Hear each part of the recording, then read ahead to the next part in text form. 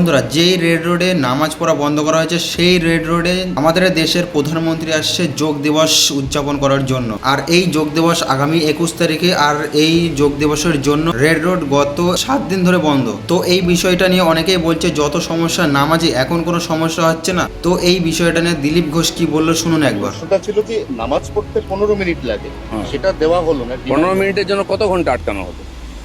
আর ওনারা কে? হরিদাস পাল, তাদের জন্য রাস্তা আটকানো হবে? প্রাইম মিনিস্টারের জন্য আটকাবে, চিফ মিনিস্টারের জন্য আটকাবে? এটা ঠিকই আছে।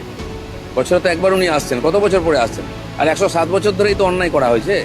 এক বছরে এমনি দম বন্ধ হয়ে যাচ্ছে। যান বাংলাদেশে, পাকিস্তান চলে যান, এখানে নামাজ পড়ুন, কেউ বলবে না। এখানে চলবে না এইসব।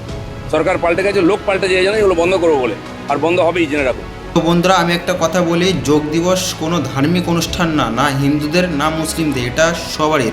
এই যোগ দিবস পালন করা হয় দেশের মানুষের সুস্থতার বার্তা দেওয়ার জন্য। তো বন্ধুরা, আপনাদের মতামত কমেন্টে জানাতে ভুলবেন না। ভিডিওটি বেশি করে শেয়ার করুন। জয় শ্রীরাম।